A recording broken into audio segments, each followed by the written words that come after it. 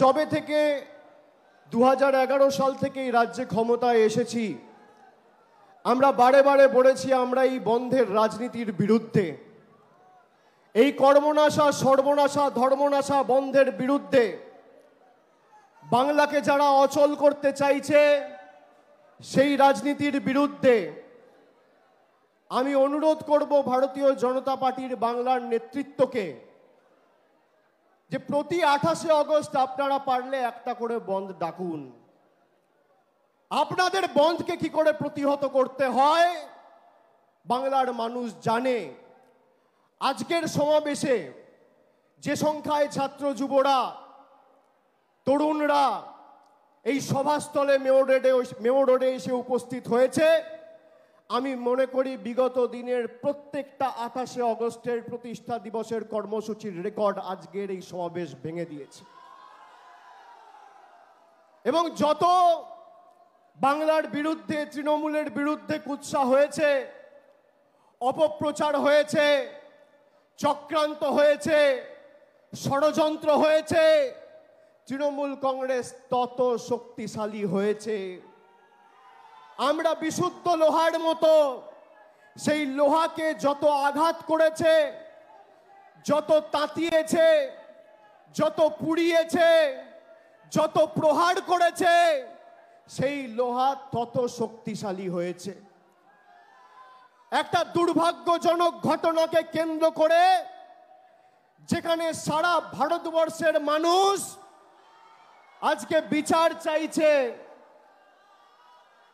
সেই ঘটনাকে কেন্দ্র করে আজকে যারা রাজনীতি করছে, যারা লাশের নোংরা রাজনীতিতে নিজেদের লিপ্ত করেছে, বাংলার মানুষের কাছে তাদের মুখোশ খুলে প্রকৃত চেহারাটা উন্মোচিত হয়েছে। যারা সন্দেশখালি করে মহিলাদের মান সম্মান সম্ভ্রম 2000 টাকার বিনিময়ে নিজেদের স্বার্থ চরিতার্থ করতে দিল্লির বুকে বিক্রি করেছে, তাদের নারী সুরক্ষা নিয়ে কথা বলার অধিকার নেই। যাদের আমলে উন্নাও হয়েছে, কাঠুয়া হয়েছে, হাতরাস হয়েছে, বদলপুর হয়েছে, সেই নারী বিরোধী নারী বিদ্বেষী ভারতীয় জনতা পার্টির কাছে বাংলার মানুষকে রাজনীতি করা শিখতে হবে না। যারা মুখ্যমন্ত্রী মমতা বন্দ্যোপাধ্যায়ের পদত্যাগ দাবি করছে, আমি আপনাদের বলছি গত 10 বছরে একটা তথ্য আপনাদের দিই। গত 10 বছরে সবথেকে বেশি মহিলাদের বিরুদ্ধে ক্রাইম অর্থাৎ মহিলাদের বিরুদ্ধে অত্যাচার অন্যায়ের ঘটনা সবথেকে বেশি কোনো রাজ্যে যদি ঘটে থাকে, এনসিআরবির তথ্য অনুযায়ী সে রাজ্যের নাম হচ্ছে উত্তরপ্রদেশ। 2 নম্বর জায়গায় মধ্যপ্রদেশ, 3 নম্বর জায়গায় রাজস্থান, 4 নম্বর জায়গায় মহারাষ্ট্র। মহিলাদের বিরুদ্ধে শ্লীলতাহানি, ধর্ষণ, অন্যায়, অত্যাচারে উত্তরপ্রদেশে গত 10 বছরে 41,733টা ঘটনা ঘটেছে। মধ্যপ্রদেশে 36,144টা ঘটনা ঘটেছে। রাজস্থানে প্রায় 28,000 ঘটনা ঘটেছে। মহারাষ্ট্রে 25,000 ঘটনা ঘটেছে। উত্তরপ্রদেশের মুখ্যমন্ত্রীর নাম কি? যোগী আদিত্যনাথ, ডবল ইঞ্জিন সরকার। মধ্যপ্রদেশের মুখ্যমন্ত্রীর নাম কি? মোহনলাল যাদব, ডবল ইঞ্জিন সরকার। রাজস্থানের মুখ্যমন্ত্রীর নাম কি? ভজনলাল শর্মা, ডবল ইঞ্জিন সরকার।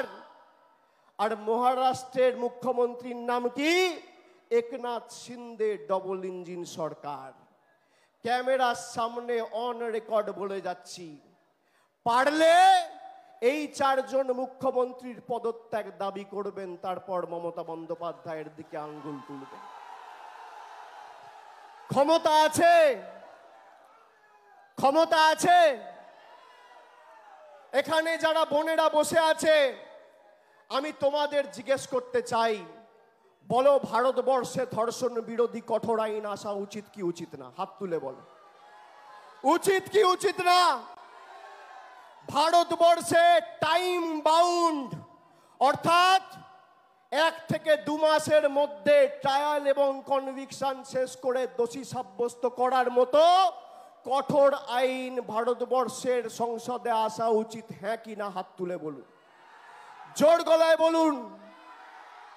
বিজেপির নেতাদের বলবো, যারা নবান্ন অভিযান করে মুখ্যমন্ত্রীর পদত্যাগ দাবি করছেন, সাংসদ অভিযান করে ভারতবর্ষে ধর্ষণ বিরোধী আইন আনার জন্য নরেন্দ্র মোদীর কাছে দাবি জানান, ক্ষমতা থাকলে।